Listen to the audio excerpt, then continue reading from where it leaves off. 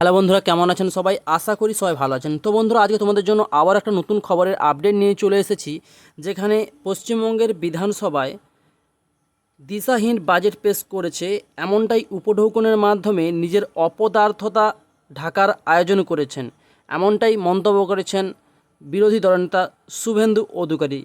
তিনি ঠিক কী বলেছেন তা আজকের ভিডিওতে আপনাদের সামনে তুলে ধরব। গত বৃহস্পতিবার বিধানসভায় 2024 এবং 25-এর অর্থবর্ষের বাজেট পেশ করেছেন রাজ্যের অর্থ দপ্তরের স্বাধীন দায়িত্বপ্রাপ্ত মন্ত্রী চন্দ্রিমা ভট্টাচার্য।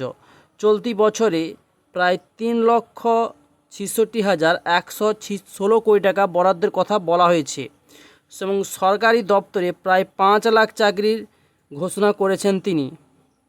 1,50,000-এরও বেশি civic volunteer, village police, green police সহ আরও 1,000 টাকা তাদের সাম্মানিক বৃদ্ধি করেছেন।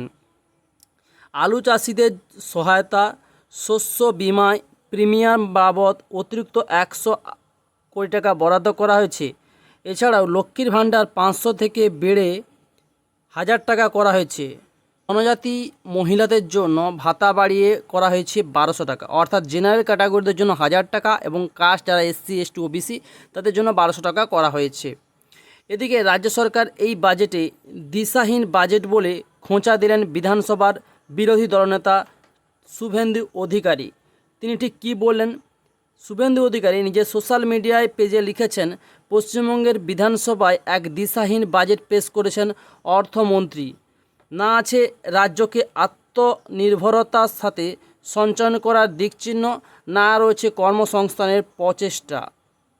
মূলধন ব্যয় ব্যতীত অনীহা আদপে রাজ্যের আর্থিক অবস্থার উন্নতি করার বিষয়ে সরকারের অভিসন্ধির প্রতি প্রশ্নচিত্র তুলতে বাধ্য করে। বিধানসভার বাজেটে বিতর্ক অংশগ্রহণের সময় কিছু তথ্য তুলে ধরেছে, যা থেকে প্রমাণ হয় যে 100 দিনের কাজ নিয়ে সরকারের কথা এবং কাজের মধ্যে বিস্তর তফাৎ রয়েছে। যে বিপুল পরিমাণে এমজি এনার্জি অর্থাৎ জব কার্ডের প্রকল্পের অর্থ বরাদ্দ হয়েছিল, অর্থের নয়-ছয় হয়েছে বাজেটে, তা ঢাকতে আজ সরকার মরিয়া হয়ে উঠেছে। উপঢৌকনের মাধ্যমে নিজেদের অপদার্থতার ঢাকার আয়োজন করতে বাধ্য হয়েছে। তিনি লিখেছেন, রাজ্য বাজেট সংক্রান্ত আমাদের বক্তব্য কিছু জনসমক্ষে তুলে ধরেছি। বিগত ইউপি সরকারের তুলনায় বর্তমানে এনডি সরকারের আমলে রাজ্যের বরাদ্দ বেড়েছে প্রায় 3 গুণ। পশ্চিমবঙ্গে এমজি এনার্জি অর্থাৎ মহাত্মা গান্ধী জাতীয় কর্মসংস্থান নিশ্চয়তা আইনের প্রকল্পের মাধ্যমে ইউপি সরকারের আমলে পশ্চিমবঙ্গকে অর্থ বরাদ্দ করা হয়েছিল এবং অর্থের পরিমাণ ছিল 14,985 কোটি টাকা। এনডি সরকারের আমলে এই বরাদ্দকৃত অর্থ গিয়ে দাঁড়ায় 54,150 কোটি টাকায়। এত বিপুল অর্থ দেখে রাজ্যের ক্ষমতাসীন দলের লোভ মাত্রাতিরিক্তভাবে বেড়ে যায় এবং প্রশাসনের একাংশের মদতে শুরু হয় লুট। ভুয়ো জব কার্ডের মাধ্যমে কাজ না করে পেমেন্ট দিয়ে ইত্যাদি পন্থা অবলম্বন করা হয়েছে রাজ্যের সমস্ত এলাকায়। লুট আটকাতে যখন কেন্দ্রীয় সরকার জব কার্ডের সাথে আধার কার্ড সংযুক্তকরণের প্রক্রিয়া শুরু করে বাধ্যতামূলক করে, তখন ঝুলি থেকে বিড়াল বেরিয়ে পড়ে। অর্থাৎ রাজ্যের প্রায় 1,30,00,000 জব কার্ড ম্যাজিকের মতো উবে গিয়েছে। অর্থাৎ এই জব কার্ডগুলি যাদের নামে ছিল তারা ভুয়ো। শুধুমাত্র দক্ষিণ 24 পরগনা আর মুর্শিদাবাদে যথাক্রমে 15 লাখ থেকে 13 লাখ ভুয়ো জব কার্ড বাতিল হয়েছে। গত 10 বছর ধরে এই ভুয়ো জব কার্ড দেখি এমজি এনার্জি তহবিলের হাজার হাজার কোটি টাকা চুরি করেছে রাজ্য সরকার। এই লুটের টাকার অঙ্কটা এতটাই যা অনুমান করা দুষ্কর। রাজ্যে এমজি এনার্জি তহবিলের বেশিরভাগ ভুয়ো জব কার্ড গ্রাহকদের মজুরি প্রদানে ব্যয় করা হয়েছে। এসব কিছুই হয়েছে শাসক দলের নেতাকর্মীদের প্রত্যক্ষ মদতে। অন্য একটি পোস্টে তিনি লিখেছেন, রাজ্যের বিধানসভার বাজেটে অধিবেশনে অর্থমন্ত্রী 2 কোটি টাকা বেকার কর্মসংস্থানের দাবি করেছেন, যা মিথ্যা। বরং এই সরকার 2012 সালের পর থেকে 6 লক্ষ সরকারি স্থায়ী পদের অবলুপ্তি ঘটিয়েছে এবং স্থায়ী নিয়োগ সম্পূর্ণ বন্ধ করে দিয়েছে। সামান্য বেতনে অস্থায়ী চুক্তিভিত্তিক কর্মীদের নিয়োগ করেছে সরকার, তাও পর্যাপ্ত নয়। রাজ্যে বেকারের সংখ্যা প্রতিদিন বৃদ্ধি পাচ্ছে।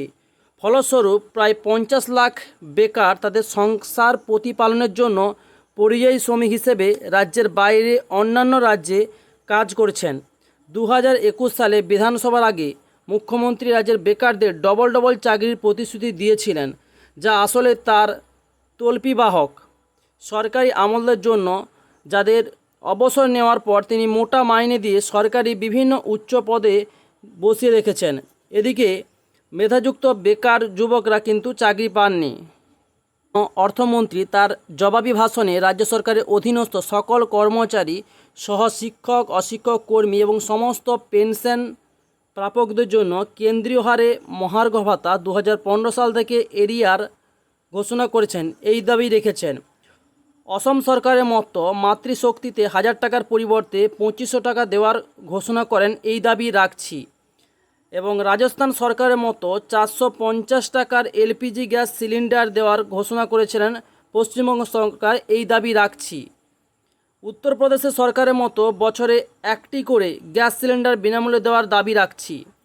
পেট্রোল এবং ডিজেল রাজ্য সরকার যে শেষ নিচ্ছে, এইটা রাজ্য সরকার মকুব করুক, অথবা উত্তরপ্রদেশ, অসম এবং অন্যান্য যেসব রাজ্যের সরকারের মতো অর্ধেক শেষ ছেড়ে ঘোষণা করেছে, এই দাবি করুক। 2012 সালে রাজ্য সরকারের স্থায়ী নিয়োগ সম্পূর্ণ বন্ধ। ইতিমধ্যে পশ্চিমবঙ্গ সরকারের 6 লক্ষ স্থায়ী পদে অবলুপ্ত ঘটনা ঘটেছে। 2019 সালে নিয়োগের শেষ বিজ্ঞপ্তি এসএসসি। শেষ বিজ্ঞপ্তি 2017 সাল। অবিলম্বে এসসি, এসটি, ওবিসি এবং ইডব্লিউএস সংরক্ষণ দিয়ে সুনির্দিষ্ট পদ্ধতিতে সমস্ত শূন্যপদ পূরণের দাবি রাখুক। প্রাইমারি টেট পরীক্ষার জন্য যে ধার্য পরীক্ষার খরচ 150 টাকার বদলে 500 টাকা করা হয়েছে। বেকার যুবক এবং যুবতীদের স্বার্থে বিহারের মতো সমস্ত কর্মী প্রার্থীদের পরীক্ষায় খরচ সম্পূর্ণ মকুব করার দাবি জানাচ্ছি। সমকাজে এবং সমবেতন, এইটা কিন্তু খুব হাইলাইট পয়েন্ট। সমকাজে সমবেতন সুপ্রিম কোর্টের নির্দেশে কার্যকর হওয়া উচিত, যেখানে সিভিক ভলেন্টিয়ার থেকে শুরু করে গ্রিন পুলিশ, ভিলেজ পুলিশের মতন বেতন ন্যূনতম 20,000 টাকা হওয়া উচিত। অর্থাৎ যারা সমকাজে সমবেতন তাদের নিম্নতম কিন্তু বেতন 20,000 টাকা হওয়া উচিত।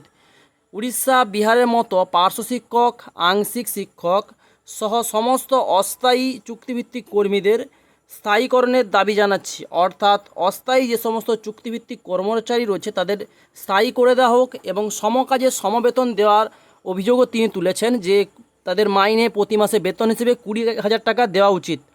এবং সমস্ত শিক্ষক অর্থাৎ যেসব প্যারা টিচার রয়েছে স্কুলে এবং অস্থায়ী কর্মচারী রয়েছে তাদেরও কিন্তু বেতন বাড়িয়ে দেওয়া উচিত। তার পাশাপাশি আশাকর্মী, আইসিডিএস এবং প্রাণীমিত্র, ভিআরপি, ট্যাক্স কালেক্টর, চুক্তিভিত্তিক ইঞ্জিনিয়ার, ডেটা এন্ট্রি অপারেটর এবং থার্ড পার্টি এজেন্সি দ্বারা নিযুক্ত যে সমস্ত চুক্তিভিত্তিক অস্থায়ী যারা ওয়েবেলের মাধ্যমে নিযুক্ত হয়েছেন তাদের সকলের বেতন এক ধাক্কায় 5,000 টাকা বৃদ্ধি করা উচিত, এমনটাই দাবি রেখেছেন তিনি। পশ্চিমবঙ্গে 42 লক্ষ কৃষক পিএম কিষাণ সম্মান নিধি পান।